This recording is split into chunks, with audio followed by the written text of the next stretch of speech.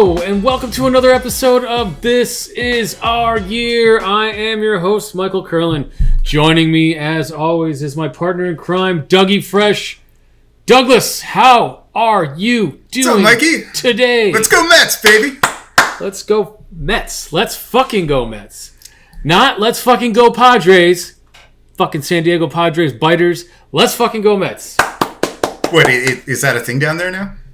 Oh yeah. They've been fucking trolling us for weeks now. They've been trolling us for weeks. When they came, the first game after the All-Star break, they were all wearing shirts at batting practice that said "Let's fuck LFGSD." Oh no. Yeah, dude. No. Yeah, Google. What's their catcher's name? I can't. Alfaro. I didn't know there was Google Jorge Alfaro. Let's fucking go. Padres. That guy. Okay. Yep. Oh, they're just. I don't know why they've trolled us, but to wear those shirts to Citi Field, whatever. Wow, I had no idea. Oh, yeah. we I hope they trade for back. Noah.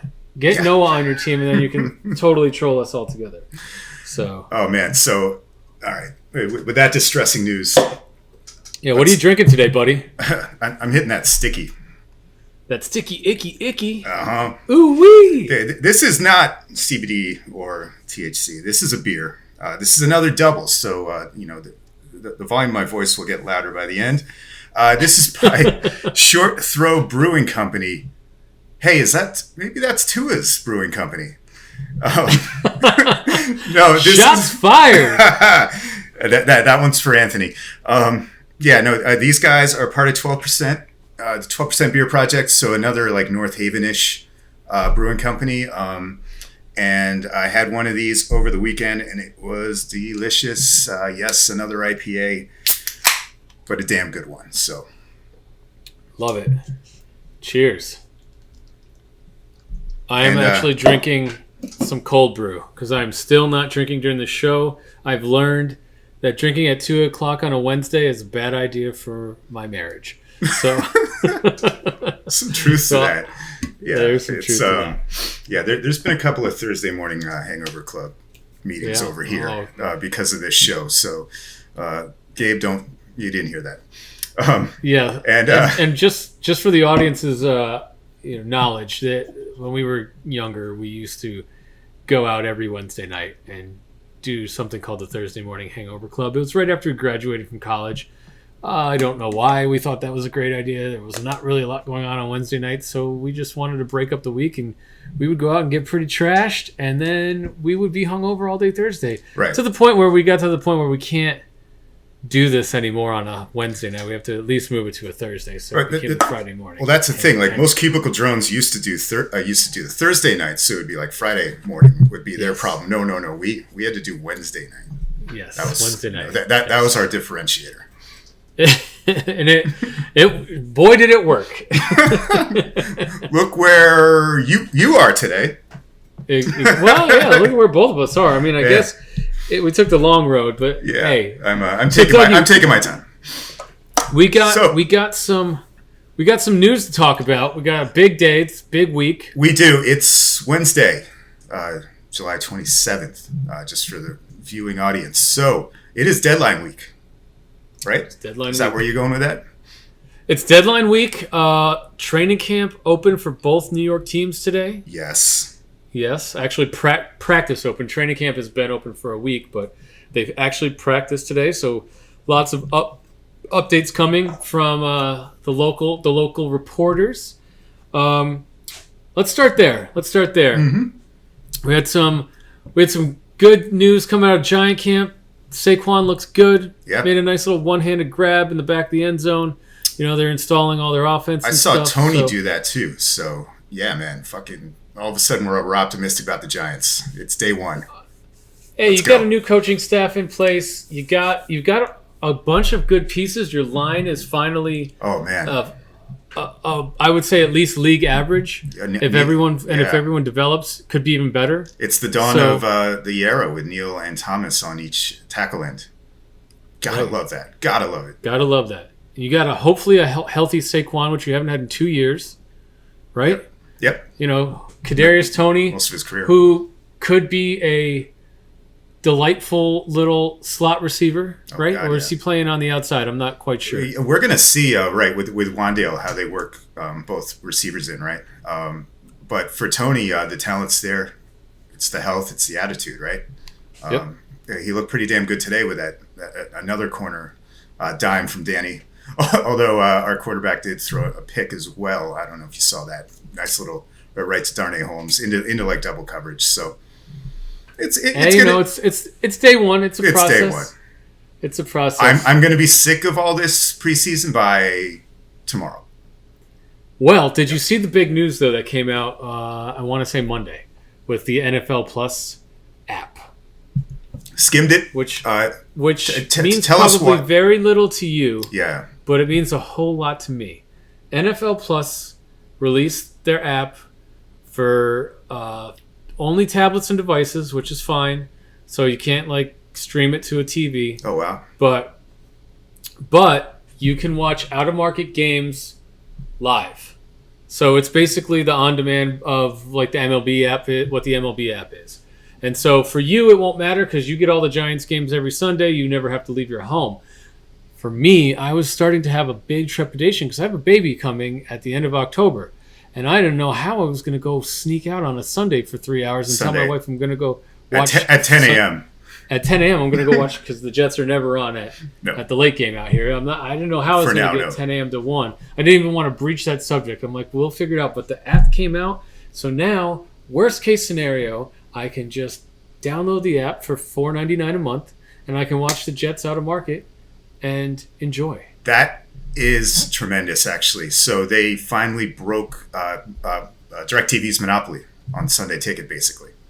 Correct. That's correct. As long as they don't take my red zone away, man, I'm good. So. And then DirecTV's still there. I think the contract is up after this year, or maybe. So this is the next progression for them. Yeah. I don't have DirecTV. I was just wondering because they had a monopoly on that shit. No, I think they still do for another year. But this is the NFL Network taking it back now and letting it only be on your phone or your tablet. You can't watch it you can't stream it to your TV. You can't Fire Stick it. I'm sure that the hackers out there will figure out how to we'll get on that. Break it, but I mean I never did this, but I had friends who used to, go on the Russian Reddit pages and download, and then you could plug it into your TV and watch the hackers, thing. Oh, years dude, ago. I've done sicko shit like that. I've done that for like Islander games when I was in LA in December in like 2012. Like real sicko, destroy your computer. Yeah, exactly. Destroy your computer on top of the other things that you probably do to your computer that destroy it, which will leave unnamed. It's not me, honey. Moving right along. I got hacked. Moving right along. So, I got hacked, honey. So the next thing, and funny story, I will just go down that road for a second. We had 4 or 5 years ago, we had installed some sort of software that monitors everyone's, usage, what they're doing, what sites they're going to, and we didn't tell anybody, obviously, right? Because we just want to make sure they were doing their stuff, and if something came up, it was mostly to track their productivity. Yeah, and snitchware. First day, one of the guys, I will not name the person, but he knows who he is. He definitely knows who he is. Was searching big boobs and on a porn site, and it was like we had to call him and be like, "Hey, buddy, don't use your work computer for this, please. Just don't do that again." It's rule number one. The big question there is, what time of day was it? It was in the middle of the workday, so it was hopefully at least after lunch. It was definitely not an appropriate time for this guy to be. I mean, one is an appropriate time, right? But whatever time it was not an appropriate time for this guy to be doing what he was doing. Rookie mistake. Rookie mistake. So we thought twice about a leadership role for that guy. But the Jets also had a big day today. Everyone came off the pup. Nice. It was Fant, Uzama, Becton, and Lawson, and those guys are our two bookend tackles, our starting end and our starting tight end that we paid a bunch of money to, and those guys all came off all healthy enough to start first day of practice. And they immediately came out and named Fant the starter at left tackle and Becton the starter at right tackle. Becton looks great, handled it great. So everything is set right now for the offensive line. And Lawson, everyone says Lawson looks great. He was our guy last year that got hurt in training camp. We never even got to see him play. So looking forward to best shape the Jets of their lives. Yeah, exactly. I think I literally read that about Becton. So it's that time of year. Did. It is that time of year. But I mean, he looked like trash a month and a half ago. He was definitely just barely under 400 pounds. He's probably at like 360 right now. Oh wow! He looks great, and he's got his attitude's changed. Everything seems like he's in the right direction. Maybe I didn't realize that. Was there concerns in Jets fandom about his conditioning? And So his rookie year, he had a good rookie year. He's a mauler run blocker. He was decent pass blocker, but his weight fluctuated, and he came out. He probably missed 4 or 5 games his rookie year with like arm, chest, but all stuff just because he was out of shape. And then last year he played the first half of the first game and dislocated his kneecap. Never came back. Was supposed to be back in 6 to 8 weeks. He never came back. Right. So, and that was all weight again. He ballooned up over 400 pounds. So now it's just been an ongoing battle between Jets and Becton and Jets fans and Becton and getting into shape. And he showed up in shape, and everyone's extremely happy. And I don't know if he's going to stay at right tackle, but he's going to stay at right tackle this year. And his skill set is just made to be a right tackle. I mean, the guy is one of the best run blocking tackles out there, and he's only played, probably 12 games. So sky's the limit for him. So it's excited about that. Yeah, you got to be. It's going to be a fun year for both teams. Even if the success isn't immediately there, there's something to root for now. Both teams are doing this thing right. And I think you guys are doing what we did 3 years ago. You started building the trenches out, right. And you finally got rid of our Adam Gase was your Dave Gettleman, right? And so both those guys got gone, and now the team is starting to be shaped in, you guys have kind of that Buffalo imprint between your GM and your coach, and they've already started solidifying that line and you're going to take a big L this year because you're trying to just clear as much cap room for next year. Sure. And it is what it is, but you got to do it. You got to get back to a healthy a cap space. Yeah, it's a situation where, like, if somehow everyone stays healthy, maybe they can compete. Maybe. But as I said in previous episodes over the winter, if they suck, that's cool. I think we need a quarterback anyway, probably, right? And if we don't suck, who knows? Maybe Jones did something. But pretty nice quarterback draft next year. So exactly, and I think that's the house money that the GM and the coach are playing with. Right. Is, let Danny Dimes run it back for his last year. If he is worth anything, we can franchise him and figure out the contract afterwards. If he's not, then you hopefully are picking top 5, and you can grab one of these 2 or 3 quarterbacks this year that are really. I've seen the 3. Alabama kid and the Ohio State kid. I don't know who the third one is. But I can't think of his name either, but I've seen it, and there might even be 4. I think. But yeah, you're right, and there's not going to be any excuses with the weapons. Full receiving core and a healthy Saquon. But here we are. Let's go. Yep. All right. Enough training camp talk. Enough. We got plenty of time to talk about football coming down the pike. Yes. Let's talk about your New York Metropolitans, Douglas. What did we do last night?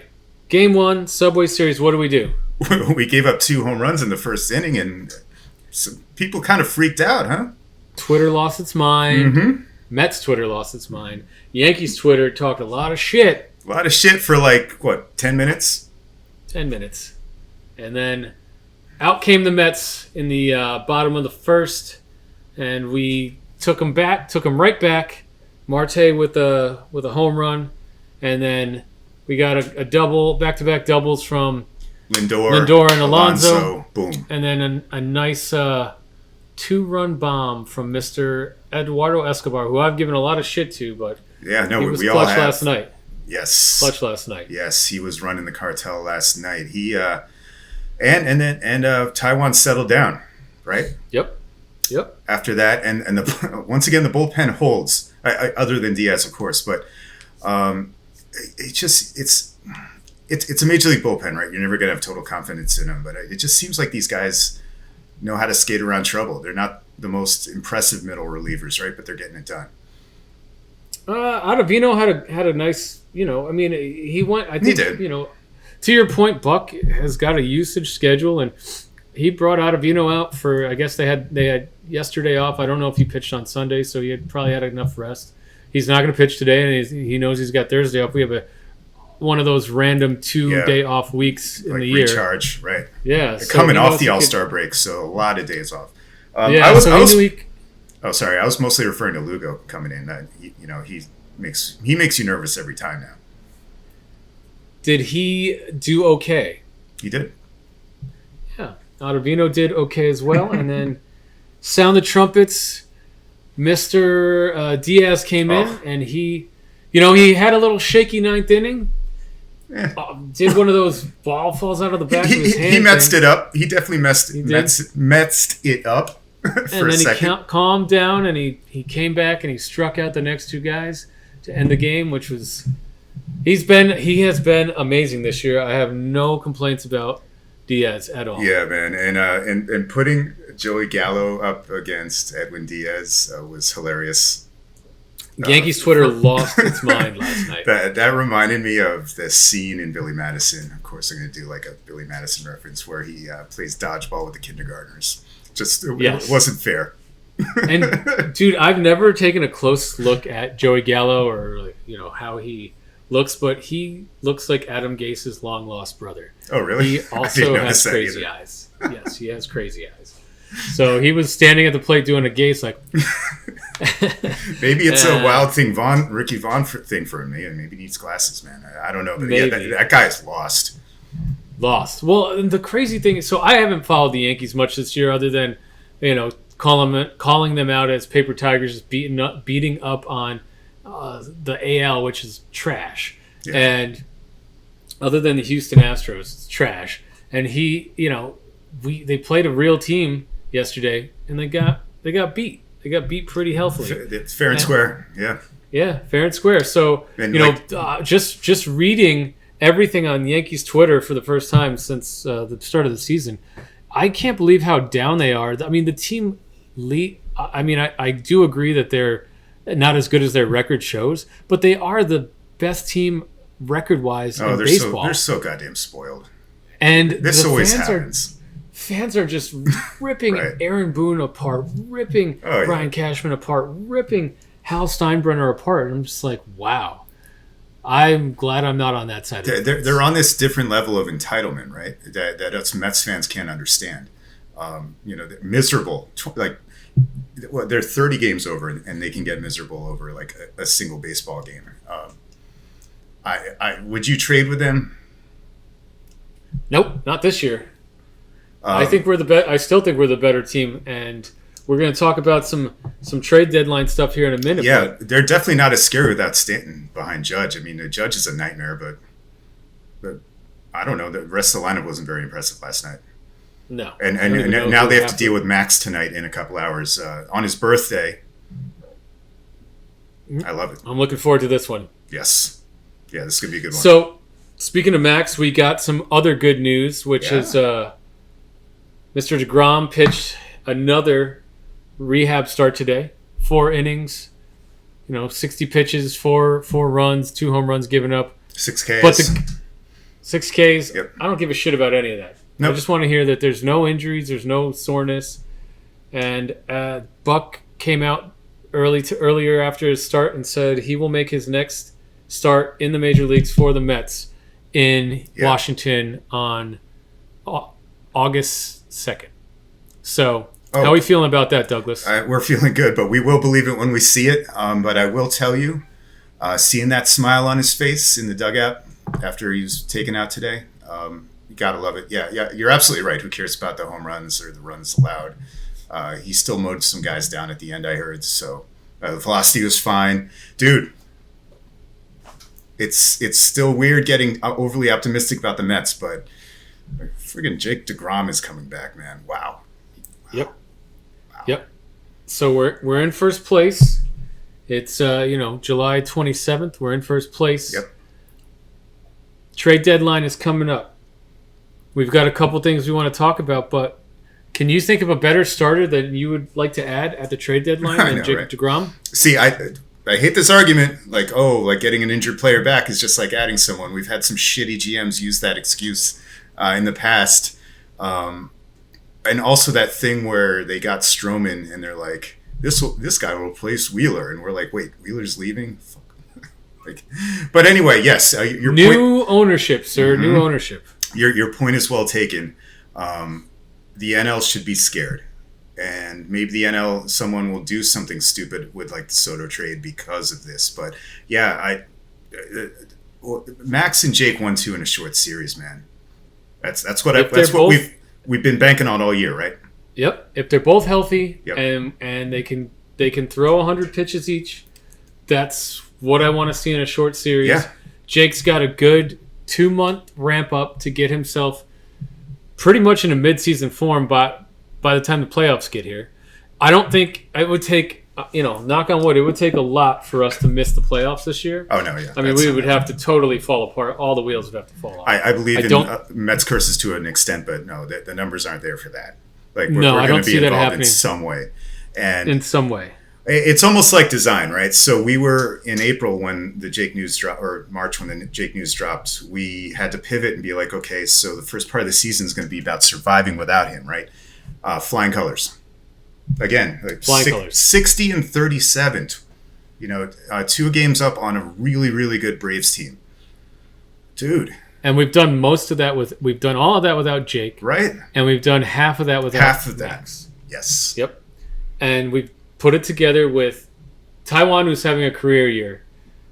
Cookie, he's pitching about as good as you can expect. Yes. Tyler McGill, who is now injured. David Peterson, who has been up and down. Trevor Williams, who's been a great spot starter. And don't forget Chris Bassett, man. And Chris Bassett. Yeah. But if we now get these guys back and we go in with Bassett and Walker, Cookie can be the long man out of the bullpen. But this is a scary rotation that as long as everyone holds and stays healthy, we don't need to add a starting pitcher at the deadline, and that's where a lot of teams are focusing their efforts right now. Okay. Absolutely. And who's your number 3 right now? Taiwan? Bassett. It's still Bassett, I think. Yeah, you would start. So assume we have Jake and Max. You would start Bassett over Taiwan. Well, I mean, would you go to a 4-man rotation? Would you go to a 4-man rotation? In a short series, it depends. You might not want to. And of course, and this is what we're going to be figuring out the next month or two, right? And Taiwan really fell off last year in the second half. Like, he kind of had a very similar first half last year and then just got bombed, right?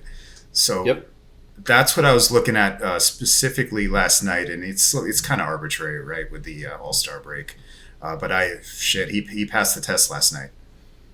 Yeah, he battled back. He had a rough first inning. He did. And he had, I think it was the third inning where he loaded the bases, right? Yeah, no, he got into trouble, almost gave up grand slam, like went to the warning track. It might have been the fourth. But yeah. Yes, but he battled back. He pitched well. He's got all his stuff working for him. So I got no complaints. I don't know who I would start. I think that's something we can figure out for the rest of the year. Yeah, it's fun though, right? It is fun. So we did pick up a bat last week. We got a Mr. Daniel Vogelbach. A big bat. Big bat. Big Daniel chunky Vogelbach boy. For Colin Holderman. Let's talk about that trade, Doug. Oh, man, yeah. So what are your thoughts? You saw my instant reaction, right? I was just perplexed by what it cost because, first of all, I didn't realize how many years Vogelbach had, but it just didn't seem like we were going to be trading pieces off the active roster during this deadline, unless it was for someone like huge, right, like Soto. But it came around on it. That said, there's work to be done in the bullpen now, right? I think so, but I think I understand Epler's thought process on this entire deal. I think the cost to get Vogelbach was Holderman. Holderman, although he pitched well in the 19 innings that he pitched for us this year. So keep that in mind. That's small sample very, size. very small sample size. Cue the music. For a guy who's 26 years old and hadn't really put it together until the last 2 years. Yep. Has also dealt with injuries, right? The guy was drafted in what, 2018, I want to say? He wasn't really on the prospect radar at all until this spring, right? Correct. So he came out of nowhere in spring training throwing 99, which he had been the closer for Binghamton 2 years ago. I think he dealt with a bunch of injury stuff last year, and he came back pitching 99 miles an hour in spring training, pitched his way onto the team, and did a really good job. Put it himself well. Buck trusted him. A little bit. He showed a little bit, yeah. And he had some DL stints too. But he had some DL stints. He had a shoulder issue, and shoulders are always, yeah. Shoulders and elbows can come back from. Shoulders are the ones that you get really worried about. And he's already 26 years old. Mm-hmm. So yes, it seemed like a high price to pay, but along with Mr. DeGrom, we got another guy who's inching his way back in Trevor May. And May should be back probably the same day as DeGrom. And if I had to guess, maybe Holderman would have stayed and Yohan Lopez would have gone down. Sure. But one of those two guys was going down for Trevor May. And that is a guy that Buck does trust and will let it fly in the 7th and 8th inning, high leverage. It's a great point. And if it's the Trevor May we know from last year, then it's a huge addition, right? Huge addition. He can be nasty, and that was a nice signing. Who was that? Was that Brody 2 years ago? No, that was the GM. Sandy. All right. No, it was the GM that. How soon the GM that we don't speak about. Yeah, it was either Porter or the guy, the DUI GM. Which the DUI or the sex pest? Pick one. I've already blocked that out. Speaking of, it was how weird was it to see Luis Rojas in Yankees uniform last night?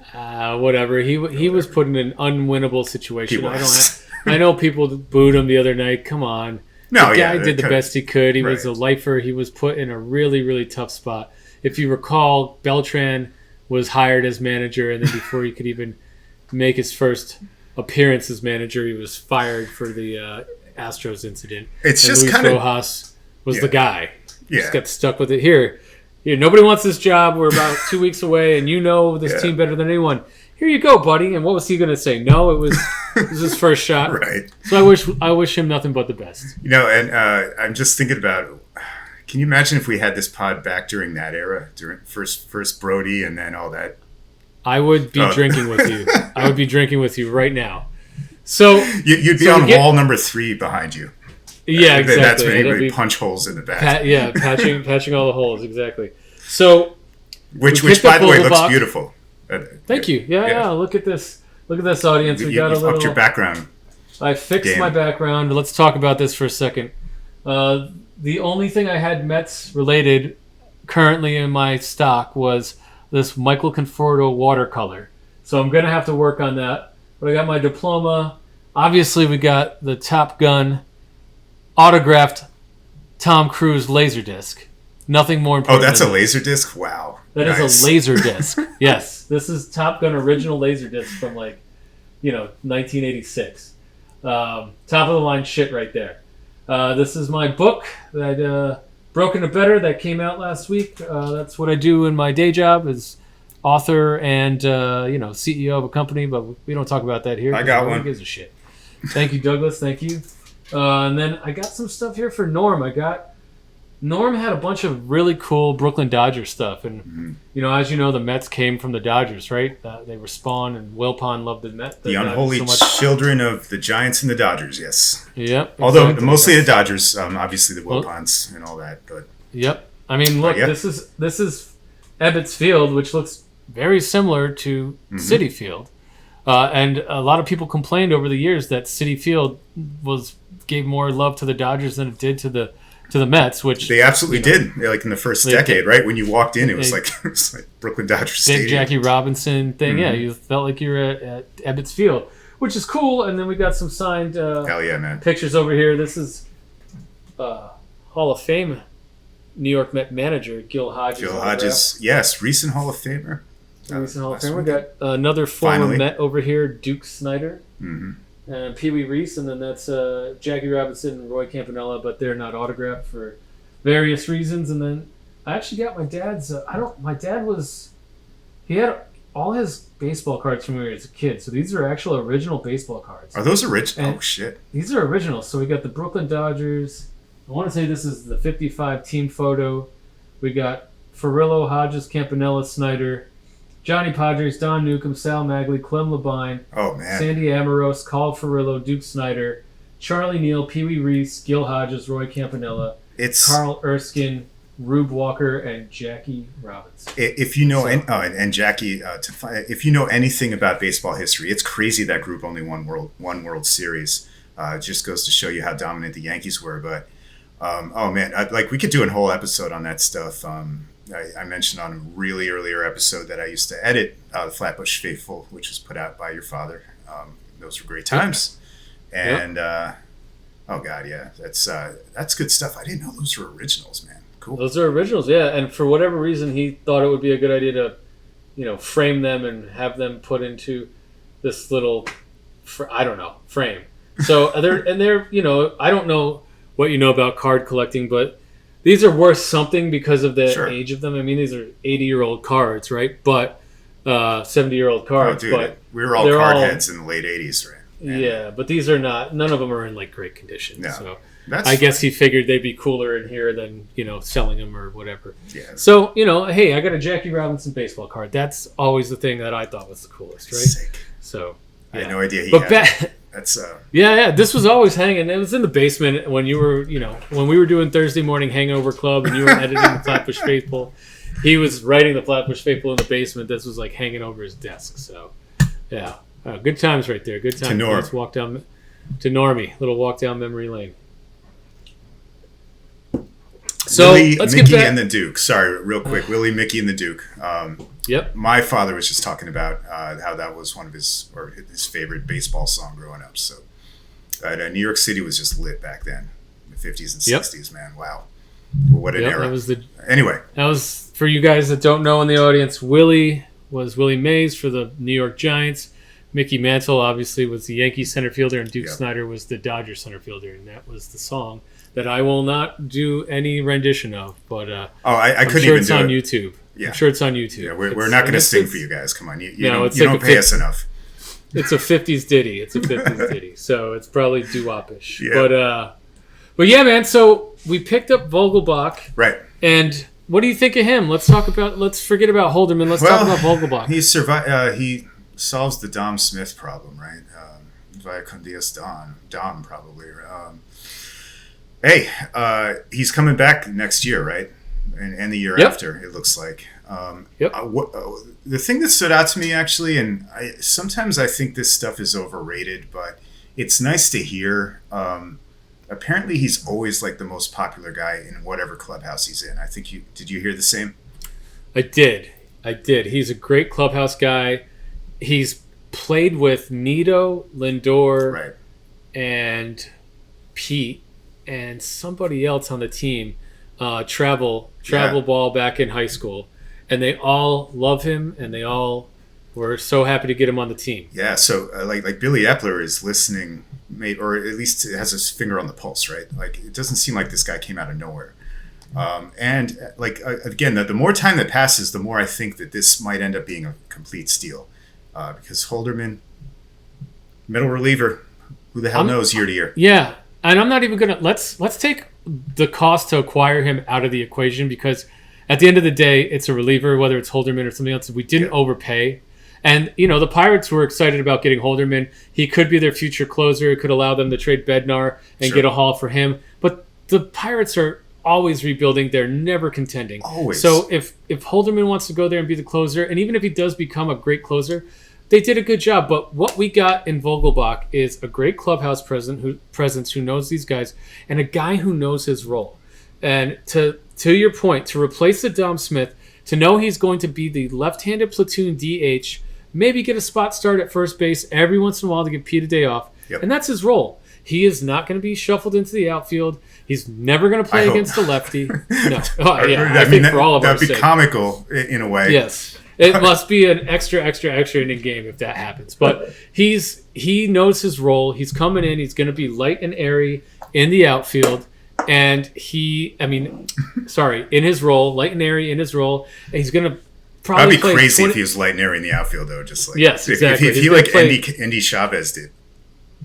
He'll probably play like 20 games he'll play as many games at first that Pete plays as DH. Yep. He's a left-handed bat that just rakes right-handed pitching. Right. The one thing Dom could not do this year. Couldn't get it done.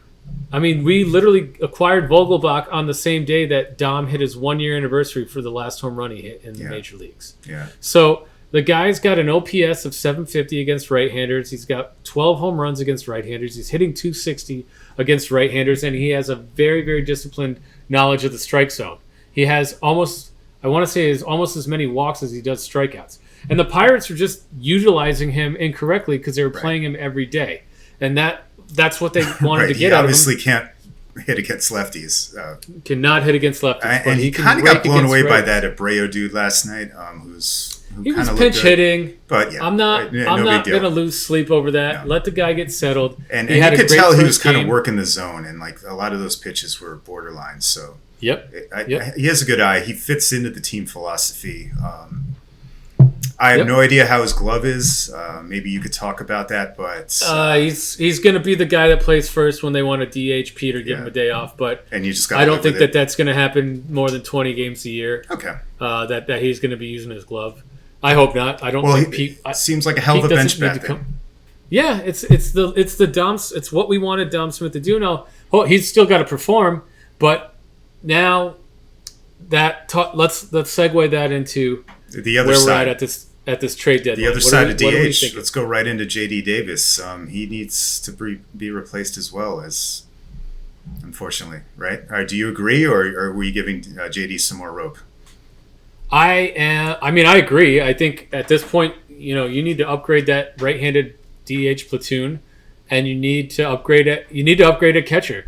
We can live with the Escobar, Guillorme, McNeil trifecta between left and Canna. So I guess between the four of them, one on the bench and the other three playing, right?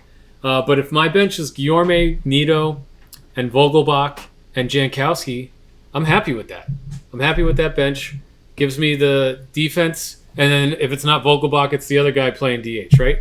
So, I don't know, man. I think we need to upgrade at DH, and I think we need to upgrade at catcher. So let's talk about that. All right, so let's go to the hottest rumor as of this date, and God, this might be stale within 12 hours, but the talk is Wilson Contreras, maybe one of the best hitting catchers, at least available. And for the bullpen, David Robertson, which everyone in New York is familiar with, for his time with the Yankees, has a 1.83 ERA this year, is back. He's a little on the older side, but he's a perfect rental pickup. Both these guys are rentals, so the Cubs can't ask for the world. Your thoughts on both players? I mean, yes, and yes. As long as the cost isn't more than Mauricio and some other things. I don't want to put Beatty. I know that they're engaged in the rumor, and it's not including Beatty or Vientos. That's what we're hearing, and we didn't hear Mauricio, but we're kind of assuming, right? Well, he's blocked for 10 years, unless you move him to center field. It's the guy that it's between him and Dom and JD. Those are the three guys that is in anything not talk. Let's not talk about Soto because we spent all last week talking about it. Let's not talk about Ohtani, who's also coming up in rumors. Come on, that's fun. It's fun, but is it going to happen? Especially with Mike Trout's news today that he's now got degenerative back issues. So Mike Trout has David Wright syndrome. Wouldn't that mean that the Angels would want to just blow it up? So I was reading something about it today, and the problem is Artie Moreno. Yeah. He's got Ohtani, which makes the Angels. He's got Ohtani at $5 million next year. Yeah, but the year after he's free. The year after he's free, but he's got time, and he's still. everything that the Angels aren't on the field, they are off the field because he's their marketing, boy. And they sell so many jerseys. They sell so much Ohtani everything that Moreno, which is, I read this today too. He has never crossed the luxury tax. And for I think he's the second richest owner. I think he's the second richest owner besides Cohen. That seems crazy, like with the Pujols contract. Never crossed. And never, because I guess he signs these big guys to deals and then fills it with shorts on pitching below replacement level guys. It's pretty awful, and I guess he's also still the pseudo GM. Exactly. So anyway, enough about Mets West. Do you know who signed Ohtani? Billy Epler. Billy Epler. Yeah. Coming to New York. Let's go. After 2023, anything's possible, right? I don't think we want to pay the prospect cost to get there. But if I'm not opposed to it. I would trade everything if you want to go back and listen to last week's episode, I would trade everything that I would have given up for Soto for Ohtani. So you would give up Alvarez I would give up Alvarez for Ohtani, 100%. Those are two once in a decade players. Can't disagree. Ohtani's once in a century. Yeah, player. he's no one like him. I just love talking about it. You're right. I mean, it's not happening. Do you remember the last guy who was like Ohtani? Babe Ruth. The last guy that Bo Jackson played both pitching and hitting. That was a pitcher and a hitter. The Owings brothers or something? Brooks Kieschnick. Kieschnick, yes. Yep. He was a relief pitcher and he would pinch hit on the games he wasn't. Brooks Kieschnick. Yes. Is he available? And do you want to trade Ronnie Mauricio for him? No. So what do you think of Contreras and David Robertson? Well, before we do that, I'm going to have a Dad Shoes beer because we're in our 40s. Yep. And I actually own those shoes. I think I do too. They know their market. I was going to bring up another name before we break it down. What do you think about what's going on in Boston? They're completely shitting the bed. JD Martinez would look pretty damn good in place of JD Davis. I would love one JD for another. I would love JD Martinez. I would love Christian Vasquez. I don't know what we would do with Christian Xander Vasquez, Bogaerts. a catcher, right? Correct. And they're both in their walk years. So is Xander. More rentals. I think Xander, he could upgrade at third base easily, but I don't know what that's going to cost. I don't know what Bogaerts UFA next year? All three of them are in the last year of their deals. Oh, wow. So I don't know what it would cost, but I'm all for it. I would love to upgrade our catching. It's been a black hole all year, and McCann hasn't been able to stay healthy. Nito is doing the best he can, but even he made fun of himself. Sorry, what do you say? Nito, great play yesterday, by the way. Throwing behind on the double steal to throw out Rizzo. Great. He's kind of a weapon, like in the field, kind of like Yorme. Yeah, you're right. He can't hit for shit, but he made fun of himself. He said, he was doing some Q&A with fans with him and Guillorme, and it said the question was who is your toughest person to face? And he said, have you seen my average? Everyone I face is the toughest person I love it. And they laughed about it, right? But yes, that guy Nito is the backup catcher that we need. He's a guy that plays once or twice a week, great defensively, and can get a hit. Everyone he got a. I believe it was it last night he got that big hit? He did. Or was that 2 nights ago? Yeah, he barreled something opposite field. I remember that. Yeah, I know. You're right. Then you look at the stats, and you're like, Jesus Christ! He's got a 50 OPS. So yeah, he's unacceptable. Can't hit for shit. Do you know how good Vasquez is as a defensive catcher? Because I don't. I believe he's pretty darn good. He's pretty darn good with the bat and with the glove. With the glove, okay. Yeah, I think he's an upgrade on both the guys we got. And McCann, in any of these deals, I don't know if they want to offload him or not, but if we can get out from under his contract and pay a little bit more, money-wise, to the team, which then clears the way for Alvarez next year. So, I don't know, man. I love the Contreras Robertson. I think it solves a lot of problems. It makes and then the other guy that I really want, I want Andrew Chafin. I would like a hard-throwing lefty. We've mentioned him before. And the fact that he's a lefty. Absolutely, man. That's what's missing here. Yep, that is definitely what's missing. So what other rumors have you heard, Dougie? No, I don't have much else for you. Like, I feel like things are going to come out of nowhere. Like, actually, that Cubs deal makes too much sense. I don't think it's going to happen. Famous last words, right? Right. But we got some history with that front office, and it makes a lot of sense.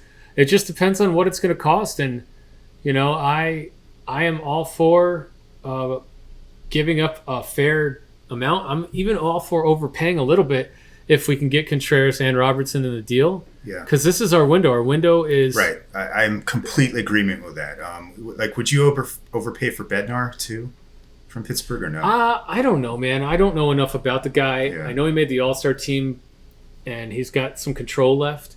But I don't... What does overpaying for Bednar look like? If it means Mauricio for Bednar straight up, maybe. I don't see that being wrong if we can't get anything else from Mauricio. Yeah, I don't know if you saw that story. There is a connection to Edwin Diaz. He helped. I did the All-Star game story. Yes, so, I did. I don't know. That might be a Billy thing, but I don't know, man. Like the rumor stuff. Who the hell knows? I'm a little jaded from all the hockey, so I'm not trusting anything I see. But it's going to be a fun week because I think you're absolutely right. Epler has been told to improve this team drastically, more than make it better than it already is, right? And that probably means bye-bye Mauricio. But it's a good sign that we're hearing that Beatty and Alvarez are maybe untouchable, unless it's one of the best players in baseball, which you can't blame them. No, and I will say, it doesn't look like Josh Bell banging that drum. Oh yeah, I know. It's coming this way. But I do think someone like a Nelson Cruz can be had at the deadline. Are the Nats going to trade with us? I don't see why they wouldn't unload Nelson Cruz to us. It's just true. They're not going to trade us Juan Soto, most likely, which I still think is dumb on their part because we can still offer them the best package out there. So, Dougie, you did mention one thing though, little jaded by hockey. Let's talk a little New York Islanders. We got a couple minutes left. So much news coming out. So much news that no, there's nothing. There's free no agency news. Free agency started 2+ weeks ago, Doug, and where are we at? So no news speaks to Lou Lamoriello, though, right? We have there's a lot of connections here. 87-point player. 87-point player. He's a center. But he's an 87-point player on a Stanley Cup champion. He's tough. He's got leadership. He's got connections to the Islanders front office. Where he exactly fits in the lineup is TBD. What kind of contract is TBD? If he's even coming to the Islanders is TBD. But Nazem Kadri, what do you think? I told you what I thought when we talked a little earlier. I think it's done deal. I think we have signed Nazem Kadri. I think that it's in the Lou drawer. It's filed away. I think 100% it's in. I was having my suspicions left and right, but I did a little bit more reading today, and the fact that Lou signed him to a 6-year deal 6 years ago when Lou was with the Leafs and Kadri was with the Leafs. It's not that he signed him to the 6-year deal. It's what he said about him when he signed him to the deal. He said, Kadri is a guy that will do anything I ask him to do. He is a team first guy. He had so much praise, and obviously they have an affinity for each other. And if what we heard reported about Gaudreau, that Lou asked him to not announce the contract until September, is true, which I don't doubt, I think that Lou went to Nazem and said, I'll sign you to the deal. You can't announce it till September. And Kadri, I think, said, I trust you, Lou. Yes, I'll do that. And I think it's a done deal, bro. I'm just saying it makes too much sense. All this is so effing frustrating, isn't it? I mean, if you remember last year, we didn't announce anything. Yep. I know. Training camp opened. I know. So I think we've done the same thing. Lou's going to Lou. Here's the thing. He signed him to a 6-year, $27 million contract back then. That's a good deal. Yep. Do you think think this is going to be a good deal. I think he's gotten. I think it's going to be an overpayment, no matter what it is. But I think that's the one thing I've been thinking about today is if they're that tight and this is the guy that Lou wants to bring in, maybe we got a little bit of a discount. Maybe we got like a 5-year, like $30 million. Oh my God! Well, something along that. Okay. Something along that line. I'm down. Like, I mean, but maybe we didn't. Maybe we got a 7-year. But if it's 7-year, like $56 million, like 8 per. I don't think he got 8 per, but I think he may have gotten 7 by 7, maybe. Like an Anders Lee. And by the way, he's like a good. That's a good comparison. That's kind of the tier of play. We got to take the Avalanche, as you said, are like an all-world team, right? So you can't take those point totals. We got to bring it down to like what Nazem Kadri would be on the New York Islanders, and we'll see about Lane Lambert, right? But is it fair to slot him in like the tier of like Anders Lee or Brock Nelson, like kind of like that level of player? I maybe mean, 50 to 60 point guy.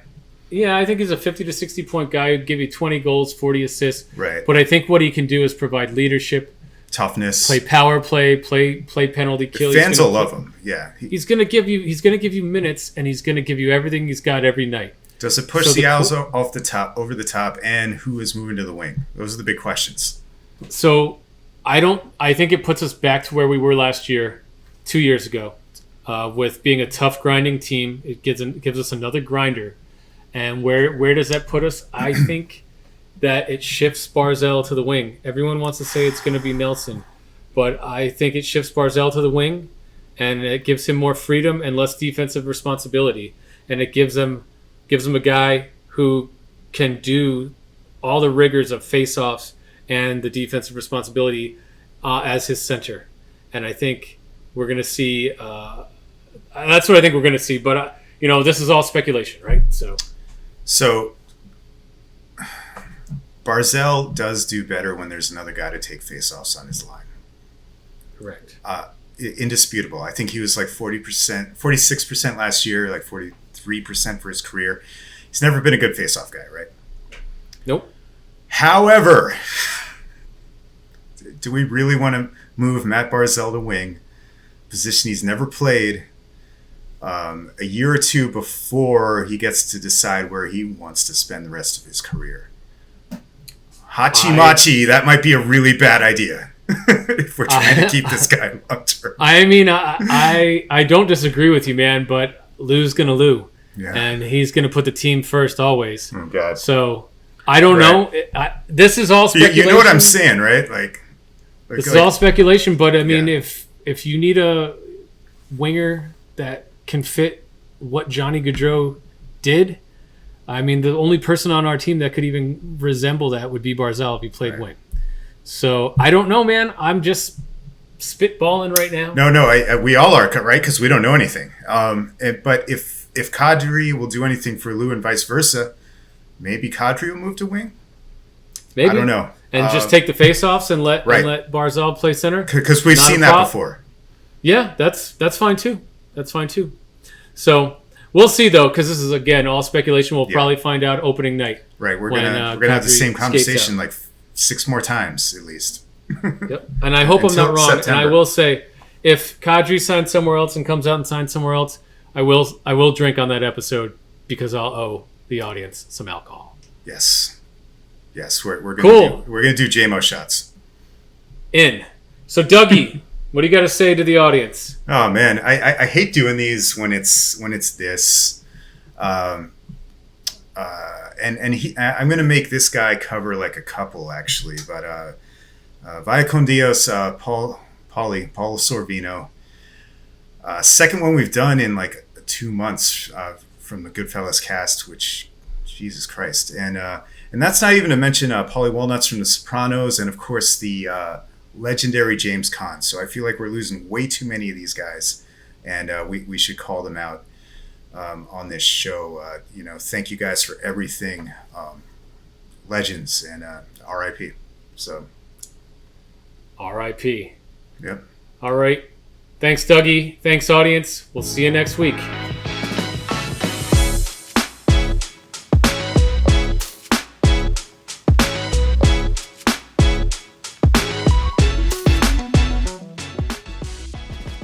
Produced by Heartcast Media.